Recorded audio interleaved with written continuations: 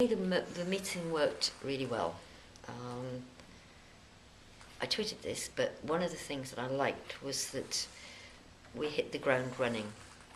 There was no preamble, there was no stuff about introductions and long, boring presentations. As soon as we sat down, we were actually in there working.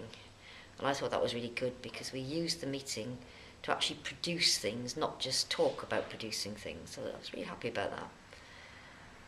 I was very happy that we got some quite thorny issues out of the way, which selfishly just affect me, because editing the books, I was really desperate to know things like, were we going to use the same format across all the books, or were we going to change the format for each one? And I think, having worked through that exercise, we came up with the decision that actually the format of each book would internally be different.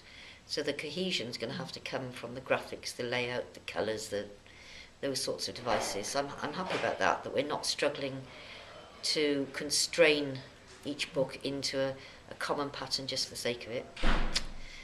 I'm really pleased about the way that a lot of people, we were all starting from different starting points, but very quickly people started understanding where everybody else was coming from. I thought that was really good, that there was a convergence about the issues rather than, oh, but in our country we do this and in our country we do that. And there was a little bit of that, but people got over that and said, no, actually, we're all singing from the same book. We know what we're about here.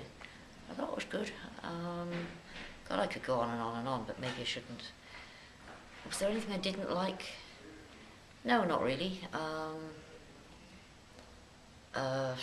What would I have changed? I don't think anything, actually. No, I'm really struggling. Can't think of anything that I would have done differently. Looking forward to the next meeting, I think one thing we need to do, because it's a 3-year project and we've got a limited number of face-to-face meetings, I think we should start scheduling some online meetings in the gaps. And I think I'd like to involve more people, more stakeholders. Okay. Thank you, Jenny.